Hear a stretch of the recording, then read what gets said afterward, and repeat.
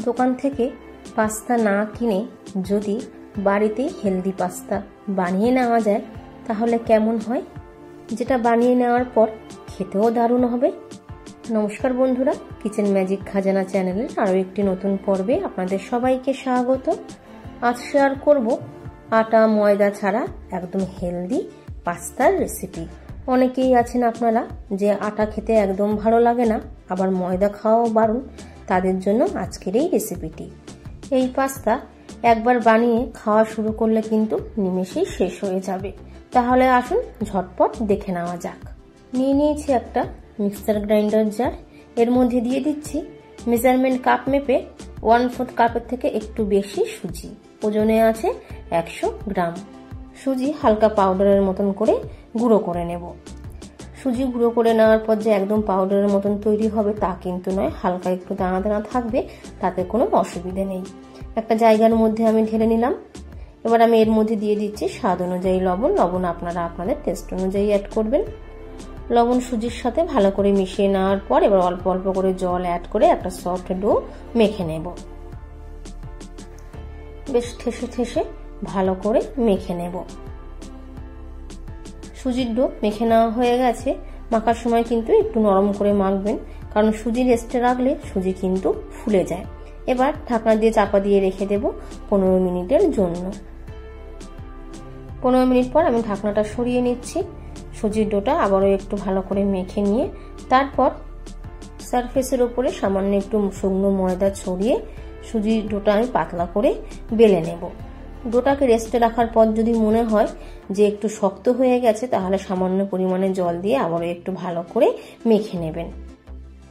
সারফেসের উপরে একটু শুকনো ময়দা ছড়িয়ে ডোয়ের এপিট ওপিট ভালো করে মাখিয়ে বেশ পাতলা করে চওড়াভাবে বেলে নেব। আর সুজির যে রুটিটা আমি বেলে নেব সেটা কিন্তু খুব বেশি পাতলাও হবে না, আবার যে খুব বেশি মোটা হবে তাও কিন্তু নয়, মিডিয়াম থিকনেসে বেলে নিতে হবে। আর রুটিটা যে পারফেক্ট গোল করে বেলতে হবে বা স্কোয়ার শেপে বেলতে হবে তা কিন্তু নয়, মোটামুটি একটা শেপ এলেই হবে। মিডিয়াম থিকনেসে আমি বেলে নিয়েছি। এবার একটা চাকুর সাহায্যে সরু সরু করে লম্বাভাবে কেটে নেব। প্রথমে লম্বায় কেটে নিচ্ছি, তারপর চওড়াভাবে 1 ইঞ্চির থেকে একটু বেশি করে কেটে নেব।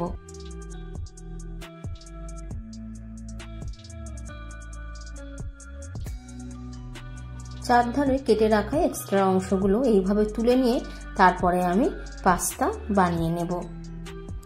তারপর টুকরো কেটে রাখা অংশগুলো এইভাবে হাতের উপরে তুলে নিয়ে মাঝ বরাবর দুটো আঙুলের সাহায্যে এইভাবে চেপে জুড়ে দেব।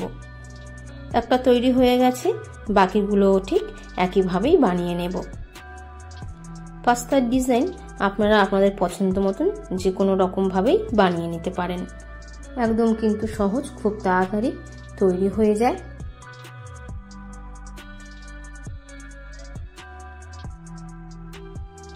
সবগুলো সুজির পাস্তা আমার তৈরি করে নেওয়া হয়ে গেছে। একটা থালার ওপরে আমি তুলে নিয়েছি। আর পাস্তাগুলো থালার উপরে রাখার আগে থালায় কিন্তু একটু শুকনো ময়দা বা একটু শুকনো আটা ছড়িয়ে দেবেন, না হলে পাস্তাগুলো এইভাবে একটার সাথে আর একটা গায়ে গায়ে থাকলে কিন্তু পাস্তা জুড়ে যাবে। চলে যাব পরের স্টেপে। ওভেনে কড়াই বসিয়ে দিয়েছি, এর মধ্যে দিয়ে দিচ্ছি 1.5 গ্লাস জল। গ্যাসের ফ্লেমটাকে অন করে দিয়ে দেব 3/4 টিস্পুন লবণ। গ্যাসের ফ্লেমটাকে হাইতে রেখে নেড়ে চেড়ে লবণ জলের সাথে ভালো করে মিশিয়ে নিয়ে জল ফোটার অপেক্ষায় থাকবো। জল দেখুন খুব ভালোভাবে ফুটতে শুরু করে দিয়েছে। এই পর্যায়ে এবার আমি এর মধ্যে দিয়ে দেব সুজির পাস্তা। আর দেখুন আমি থালার ওপরে কিন্তু শুকনো ময়দা ছড়িয়ে দিয়েছি, এতে পাস্তাগুলো একদম ঝরঝরে থাকবে। এবার আমি এই ফোটানো জলে পাস্তাগুলো সব দিয়ে দেব। এই পর্যায়ে গ্যাসের ফ্লেমটাকে হালকা লো টু মিডিয়ামের মধ্যে রেখে নেড়ে চেড়ে 5-7 মিনিট ধরে কুক করে নেব। দিয়ে দিলাম 1 টিস্পুন সাদা তেল দিয়ে আবার একবার ভালো করে নেড়ে চেড়ে মিশিয়ে নেব। পাস্তা বসিয়ে দিয়ে কিন্তু খুন্তিটা ছেড়ে দেবেন না, মাঝে মাঝে একটু নেড়ে চেড়ে ভালো করে মিশিয়ে নেবেন। পাস্তা কিন্তু প্রায় হয়ে গেছে। পাস্তা যখন হয়ে যাবে তখন দেখবেন জলের উপরে হালকা ভেসে উঠেছে। আর পাস্তাগুলো আগের থেকে একটু ফুলে যাবে। প্রায় 7 থেকে 8 মিনিট পর এবার আমি পাস্তাগুলো জল থেকে ছেঁকে তুলে নিয়ে অন্য একটা জায়গার মধ্যে নিয়ে নেব। একটা বড় ছাঁকনির উপরে আমি তুলে নিয়েছি। এবার উপর থেকে দিয়ে দেবো রুম টেম্পারেচারের জল। এতে পাস্তাগুলো একদম ঝরঝরে হয়ে যাবে, না হলে গরম ভাবে পাস্তা একটার গায়ে আর একটা লেগে যাবে। পাস্তার উপরে জল ঢেলে দেওয়ার পর এবার দেখুন পাস্তাগুলো কিন্তু একদম ঝরঝরে হয়ে গেছে। জলটা ভালো করে ঝরিয়ে নিয়ে তারপর একটা থালার উপরে পাস্তাগুলো নিয়ে নেব। এবার বানিয়ে নিতে হবে একদম সবজি দিয়ে মশলাদার পাস্তা, যেটা বানিয়ে নেওয়ার পর খেতে অসাধারণ লাগবে। তার জন্য কড়াইতে দিয়ে দেব 2 থেকে 3 চামচ সাদা তেল। তেল কড়াইয়ের গায়ে ভালো করে ছড়িয়ে দেওয়ার পর তেল মাঝারি গরম হয়ে গেলে ফোড়নে দিয়ে দেব 1/2 টিস্পুন গোটা সাদা জিরে। নেড়েচেড়ে ফোড়ন ভেজে নিয়ে ফোড়নের কালারটা একটু চেঞ্জ হয়ে গেলে ছোট করে টুকরো করে কেটে নেওয়া 3 রকমের ক্যাপসিকাম, লাল, হলুদ আর সবুজ। তেলের মধ্যে প্রথমেই ক্যাপসিকাম অ্যাড করলাম। যেহেতু আমি এটা নিরামিষ বানাচ্ছি তো রসুন আর পেঁয়াজটা দিলাম না। আপনারা চাইলে 2 থেকে 3 কোয়া রসুন কুচি আর তার সাথে একটা মিডিয়াম সাইজের পেঁয়াজ টুকরো করে কেটে ক্যাপসিকামের সাথে ভেজে নিতে পারেন। 1 মিনিট ধরে ক্যাপসিকাম হালকা ভেজে নেওয়ার পর এবার আমি এর মধ্যে দিয়ে দিলাম 1 মুঠো সরু করে কুচিয়ে নেওয়া বাঁধাকপি। বাঁধাকপি ও ক্যাপসিকামের সাথে নেড়েচেড়ে হালকা ভেজে নেব। এরই মধ্যে দিয়ে দেব একটা কুচনো কাঁচা লঙ্কা।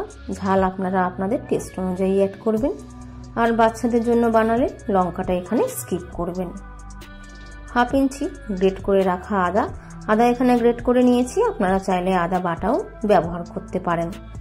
নেড়েচেড়ে আদা সবজির সাথে হালকা মিশিয়ে নিয়ে দিয়ে দেব স্বাদ অনুযায়ী লবণ। লবণ আপনারা আপনাদের টেস্ট অনুযায়ী অ্যাড করবেন।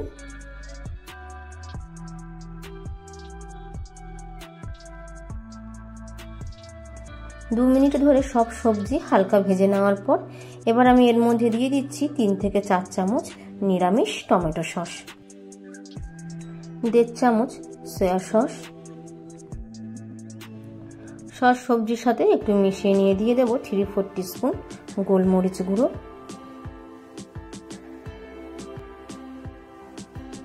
তৈরি করে রাখা পাস্তা।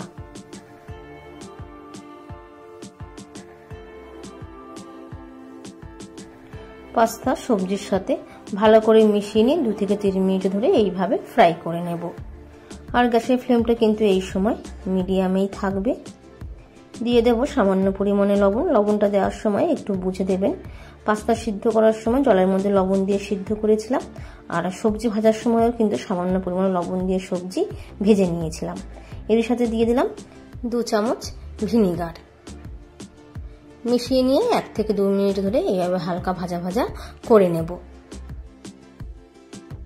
সম্পূর্ণ নিরামিষভাবে বানিয়ে নেওয়া সুজির এই পাস্তা কিন্তু প্রায় হয়ে গেছে। সবশেষে এবার আমি এর মধ্যে অ্যাড করে দিচ্ছি খানিকটা কুচিয়ে রাখা ধনেপাতা। ধনেপাতা অ্যাড করার পর গ্যাসের ফ্লেমটা আমি বন্ধ করে দিয়েছি। পাস্তার সাথে নেড়েচেড়ে ভালো করে মিশিয়ে নিয়ে পাস্তা একটা অন্য জায়গার মধ্যে তুলে নেব। দারুণ স্বাদের একটা হেলদি রেসিপি। এটা বানিয়ে কিন্তু বাচ্চা বা বড়দের টিফিনেও দিয়ে দিতে পারেন। খেতে ভীষণই ভালো হয়। বাড়ির বাচ্চা থেকে বড় সকলেরই খেতে খুব ভালো লাগবে।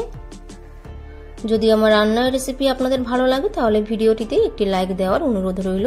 আর চ্যানেলে যদি নতুন বন্ধু হয়ে থাকেন চ্যানেলটি সাবস্ক্রাইব করে নেওয়ার অনুরোধ রইল। তার সাথে পাশে থাকা বেল আইকনটা অবশ্যই প্রেস করে দেবেন, যাতে আমি যখনই কোনো নতুন রেসিপি আপনাদের সাথে শেয়ার করি নোটিফিকেশন আপনাদের কাছে পৌঁছে যায়।